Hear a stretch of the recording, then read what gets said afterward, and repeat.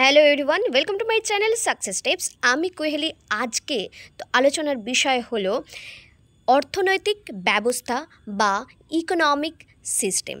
চলো আমরা আজকে ক্লাস 11-এর নতুন একটা টপিক নিয়ে আলোচনা করছি। এটা তোমাদের ইউনিট 1-এ রয়েছে।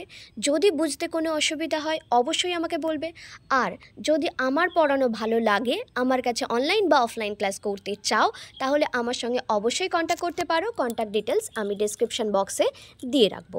চলো আজকে শুরু করছি। অর্থনৈতিক ব্যবস্থা কাকে বলে এবং এর কতগুলো ভাগ আছে। Economic system. An economic system is the mechanism used by community or government to coordinate, allocate wealth, resources and commodities within a country. কোনো দেশের মানুষ ও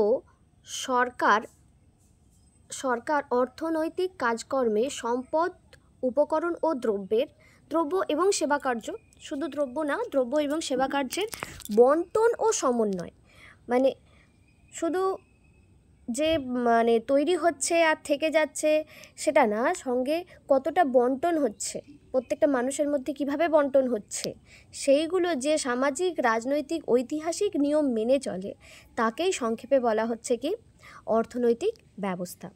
এই অর্থনৈতিক ব্যবস্থা আবার 3টে টাইপের হয়। এবার এই 3টে অর্থনীতি কি কি?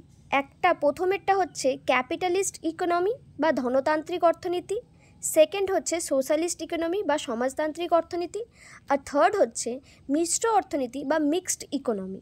এইগুলো কিভাবে কার্যকরী হয় সেগুলো নিয়ে আমি আলাদা ভিডিও করব। এখানে ডেফিনেশনগুলো আমি আপাতত দিচ্ছি না, কারণ দরকার নেই। যখন আমরা পুরো ডিটেলসে আলোচনা করব ক্যাপিটালিস্ট ইকোনমি, সোশ্যালিস্ট ইকোনমি আর মিক্সড ইকোনমি, সেখানে আমি বলে দেব। এই ছোট্ট ভিডিও তোমাদের কেমন লাগলো অবশ্যই জানিও। আমার ভিডিও দেখার জন্য তোমাদেরকে অনেক থ্যাংক ইউ।